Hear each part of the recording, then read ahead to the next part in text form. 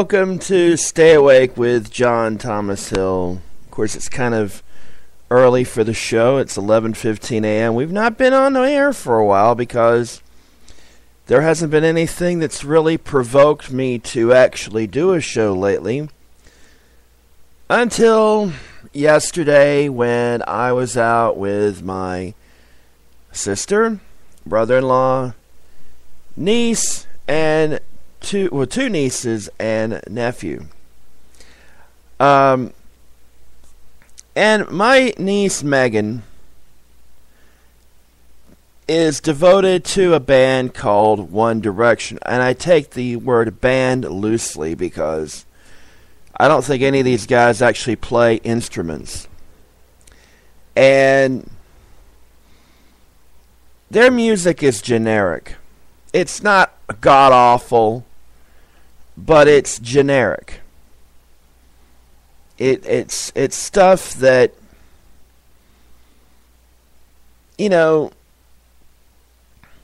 I listened to one song and I thought, the NSYNC, Backstreet Boys, New Kids on the Block could have done this back in their era. It's ridiculous, really, how these bands get popular. I mean, yeah, I know it's a whole marketing scheme kind of thing. And it's just, my sister back in her day, when she was a teenager, was big into New Kids on the Block, and I was thinking to myself, how embarrassed was I going to college at the time in a broadcast production program where we're all into the rock scene, how it was that, my sister was into New Kids on the Block, which was the very antithesis of what we believed in. But having said that, it takes me back to a time when music was actually very, very cool. And unfortunately, I don't really have a whole lot of it uploaded to my computer, unfortunately, because I just now managed to finally get rid of some of the old files that were trapped on my old... Back when I had Windows 8 Preview Edition, I had a bunch of stuff on the computer.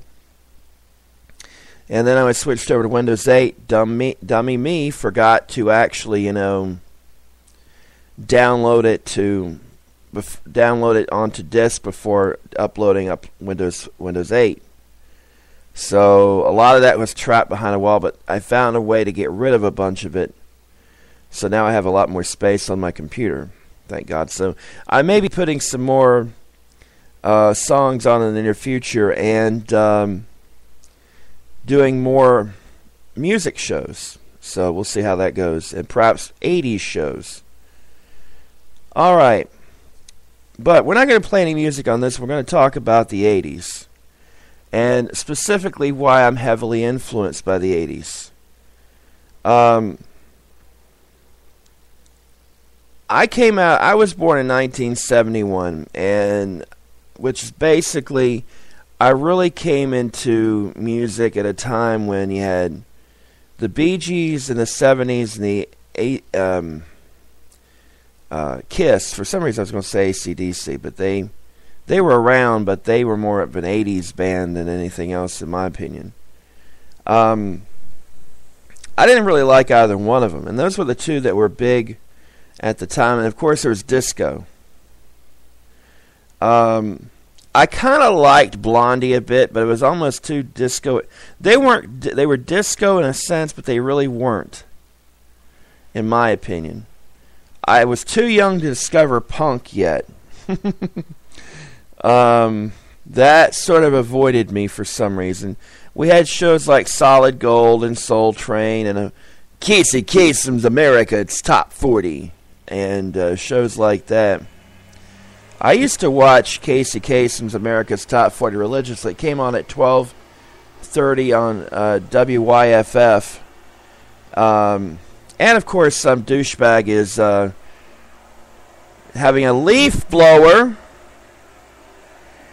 Who in the world uses a leaf blower? I mean, seriously, if you're, use a broom. they're so... I hate those damn things. I really freaking do. People who use them should be shot. That's my opinion. They should be shot. Can anybody hear this? I guess they can hear it in the background. It just pisses me off. I was going to tend not to curse because I was going to show this to my niece and such, but to hell with it. Alright. Well, I used to watch that show religiously. And, of course, that's exposed me to bands of the 80s. I mean, you had Cars, you had Huey Lewis and the News, Cyndi Lauper, and, of course, Michael Jackson. If my niece hears this, I'm going to expose something that she may have heard me tell her before.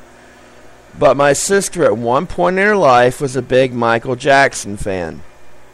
I remember during a school trip, because back when we were in school, if we ever went to a field trip in Charlotte, we inevitably stopped at a mall on the way back in Gastonia called East Ridge Mall. And my sister wanted me to get her a Michael Jackson poster, which I loyally did, being the good brother that I am. And my mom wasn't exactly thrilled with it. My aunt and my granddad were not thrilled with it. And truth be told, I wasn't really thrilled with it. Now, of course, you had MTV, but we didn't have cable until 1986, but there were plenty of alternatives. A lot of TV stations had music video countdown shows late nights during the weekends, and WBTV had one on Friday nights.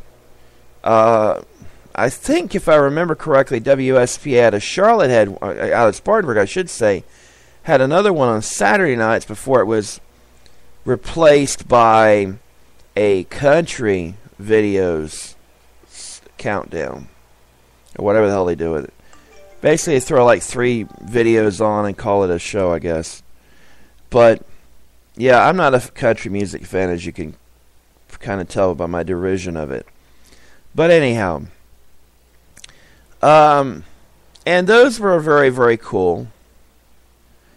I think a lot of people probably were more influenced in the early days of music video by those than necessarily by MTV, because, yeah, MTV was influential if you had it, but if you didn't have it, you wanted it, and, you know, a lot of TV stations wanted to take it, you know, to basically to get the rub from MTV on their shows. So they couldn't devote hours upon end to them, but they could theoretically,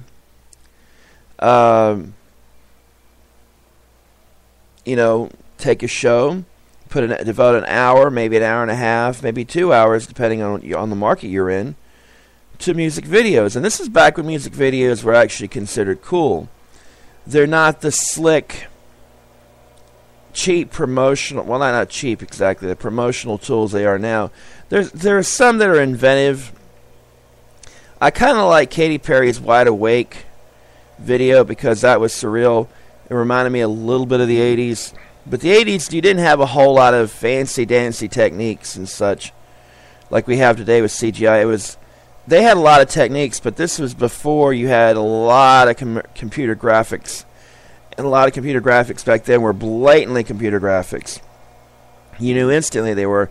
Nowadays, it's so real it looks like Memorex. But back then, music was very inventive, very imaginative. I mean, you had the traditional American pop scene, the traditional American rock scene, and new British invasion, new wave stuff, Duran Duran, Thompson Twins, Eurythmics, Adam Ant, Human League, stuff like that. Then you had bands that, like Queen, who'd been doing videos before. You had Asia, which sort of became unhip, but because they were an older band, because they were a super group from basically made up of Yes and a couple other groups, and that kind of got my interest in more rock, more of progressive rock, and I tended to be more of a rock kind of guy. I mean, yeah, you had your R&B, which is kind of cool. Rap started emerging. The show that was more influential to me instead of MTV was Night Tracks on TBS on the weekends. And my mom tended to be more liberal when it came to staying up late as we grew older. Because she worked second shift, my aunt worked third. My granddad was up in age. At this time it was about the 70s. He was in the 70s, early 80s.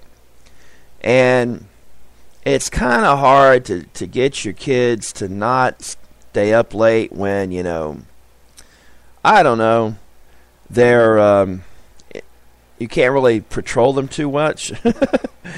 So I watched a lot of Night Tracks back in the day, as well as MTV, but Night Tracks was more concentrated. And they also had a pretty good mix, and what they used to do is they'd have 4-hour blocks. Or is it 3-hour blocks? I can't remember. Well, anyhow, basically they'd have 2 blocks of videos a weekend, and what they do is that block 1 and block 2 would go on Friday night, and then it would be block 2 followed by block 1 on Saturdays.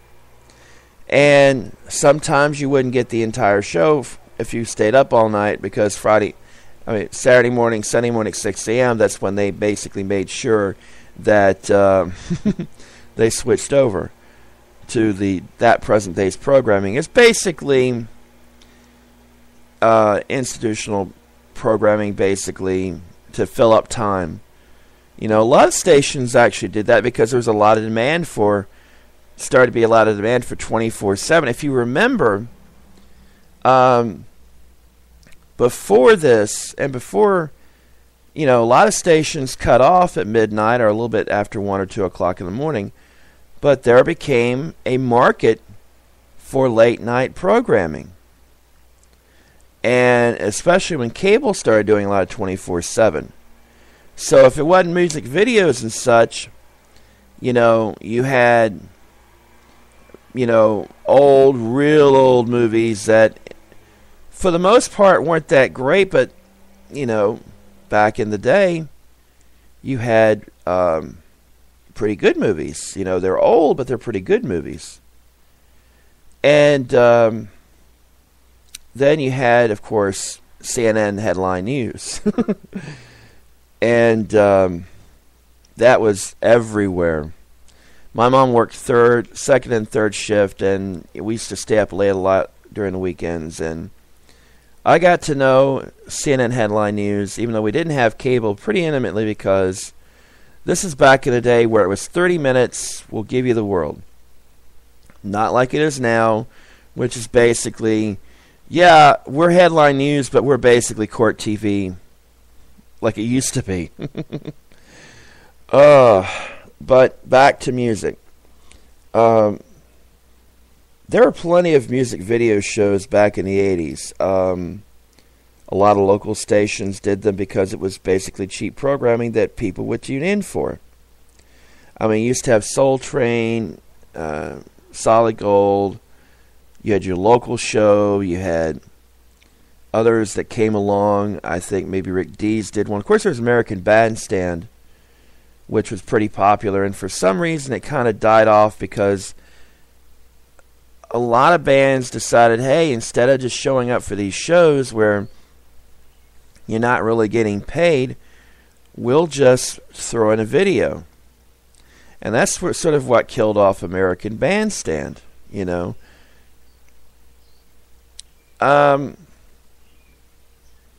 this was a great time in music, and it was really, really fun because you didn't have to listen to the radio to listen to great music. You could watch TV and watch the full vision of the music on television. Now musicians tend to not like that because they view it as, hey, our vision for the song is different from the vision for the video the director of the video had.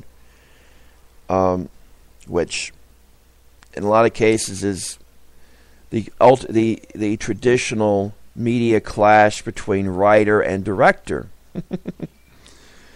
And that goes back to the movies and television and such. And now you have it on music videos. And a lot of people back in the 80s, had very diverse musical taste. A lot of the music I liked was quite diverse. You had some R&B, you had some rock, you had some pop, you had American, British, even a few Canadian, Australian bands and whatnot. Even some really off-the-wall stuff, some punk, some alternative. Late 80s, I started getting a little bit into alternative. See, now I didn't go full goth or anything like that. Because I live in a very rural community. It's not that my mom would have prevented me from doing it. It's just that I didn't know how to do it because I didn't know many goths around or very alternative people. I knew a few, but they were kind of like, don't know if I want to hang out with them too much. So, anyhow, and you could thank MTV's 120 Minutes for that, which was actually a very cool show that I used to watch because that was when my mom started going to work on third shift, and my aunt was also on third shift, and my granddad was way too old to look after us, so basically what happened was I would stay up to insanely hours of the night, which is probably why I sucked in high school. Yeah. Which is what made me the night owl that I am now. I am not a morning person. Lord knows that I am not a morning person, but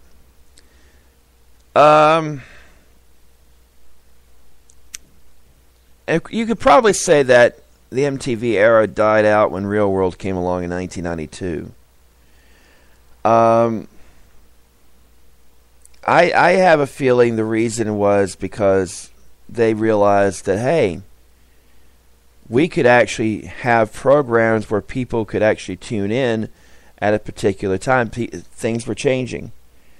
The folks that were coming out, the 90s generation really wasn't as into music videos, and they were more into, they liked their music, but they weren't really necessarily into music videos. And plus, record labels really were seeing beyond music videos as a promotional tool. Now there was that time in the 90s where videos really weren't that big of a deal because MTV was slowly weaning themselves away from it. In a few years, it went from being a primary part of their programming to basically late night entertainment.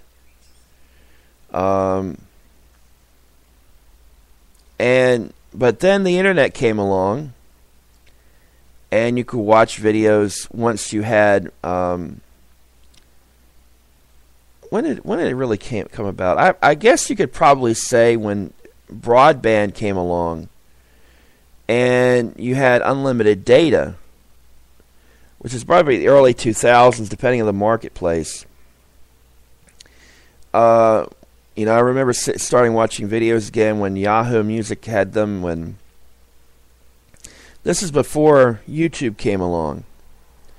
When YouTube came along, everything changed. And I really should go on a riff about YouTube one of these days. I may do that eventually. Probably this week. Hopefully, if I can remember. Because that changed a lot, and it brought a lot of old stuff back.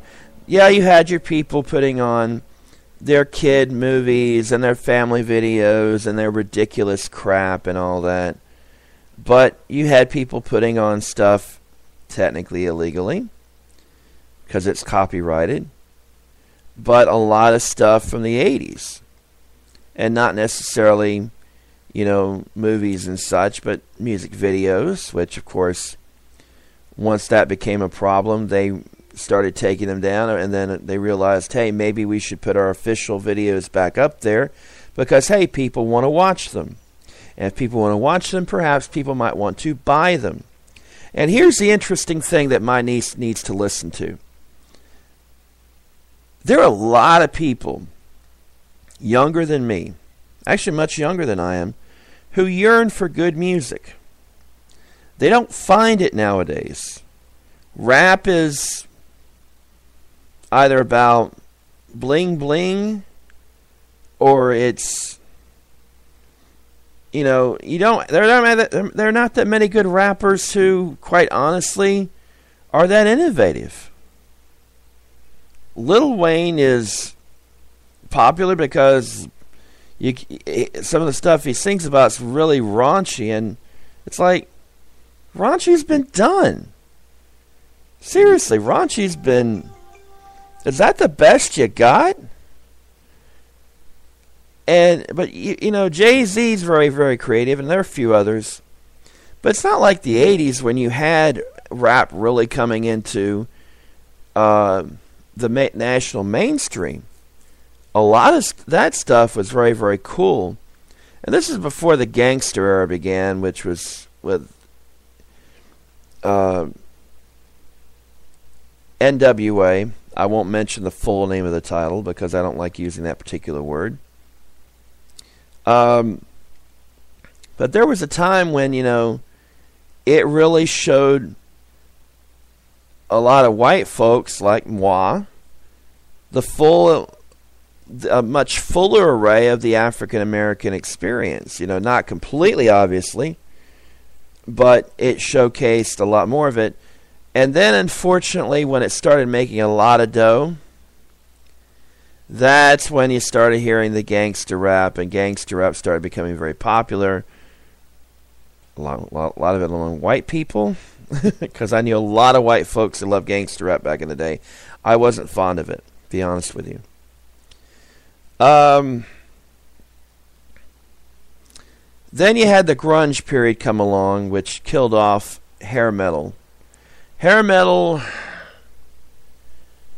with rare exception, most of the hair metal bands had their moment, but a lot of them kind of were doomed because Guns N' Roses came along and the bar got set up way. I remember when Guns N' Roses came out, and it completely blew me away. I was like, oh my God, the bar has been raised.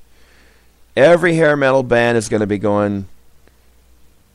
I can imagine when Motley Crue heard Guns N' Roses, they were thinking, we got to really step up our game.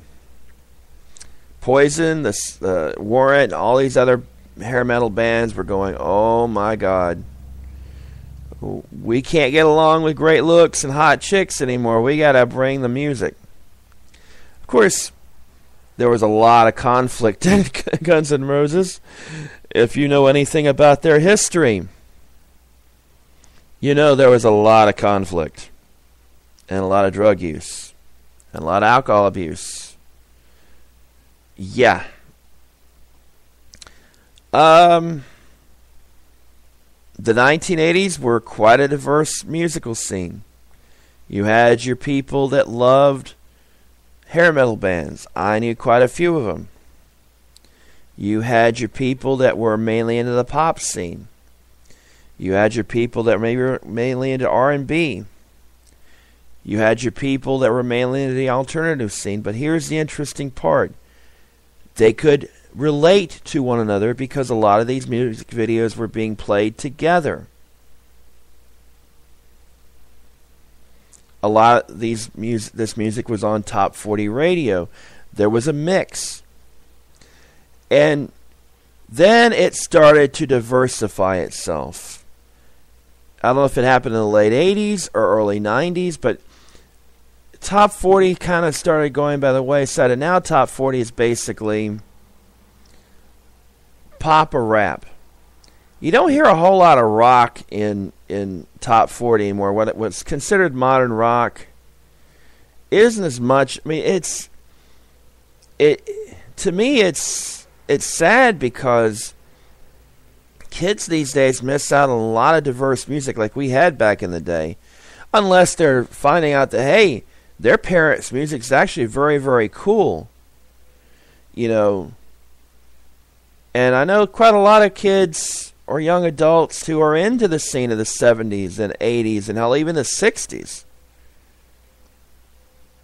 You know, mainly because back then music was made with the artist really having a lot of input. It's now not like today where a lot of the music, like One Direction, is basically the boy bands show up, they don't even write their own music, or if they do, it's by committee, where it's all micromanaged and it's marketed, and it's like, how do we appeal to these young teenage girls like my niece and get them to demand their parents to buy this stuff? Congratulations. You, my apologies, you have now found the way that music changed. Marketing, micromanaged marketing. Marketing's always been in the business, but here's the thing. Record labels are dying. They just don't know it yet. They've been dying since Napster, because Napster gave you the opportunity, instead of buying a whole album on a CD or back in the day cassettes, or way back in the day LPs, or way back in the day 8-tracks, you could buy individual songs. Not singles or CD singles, but individual songs downloaded. Napster illegally, of course, and then iTunes Store legally. And the interesting part is not Napster, but iTunes recently turned 10 years old. It should have been turned 15. The idea should have come along 15 years earlier. Unfortunately, thanks to the music labels, they screwed up, and now they're paying the price because there's so much pirating going on that's considered mainstream. But because they lack the foresight to realize, hey, perhaps we should look into this, and perhaps we should, I don't know, maybe we should beware that this is going on, and instead of stopping it, co-opting it by putting a very, very secure, very reliable music download site. But no, they didn't want to do that. They still wanted you to buy albums. And so, with the internet being as big as it is, hell, why do our artists even have music rely on record labels? Does Katy Perry really need it? Does Madonna need it? Does, any major act need it anymore? They could have their own promotional people deal with it online. I really should do that the next time I do one of these things. Talk about the music business and how it's changed so much. I really should. Well, folks, I hope that gives you a bit of a taste of why I think music's very different. I think that One Direction and bands like that are an abomination unto the rock gods. Long may they reign. Hope you have a great Mother's Day today. Kudos to all the moms out there, including my own, who ain't here anymore. She's up in heaven blasting her bluegrass music. It's probably giving plenty a few migraines up there. Folks, have a great day. See you next time.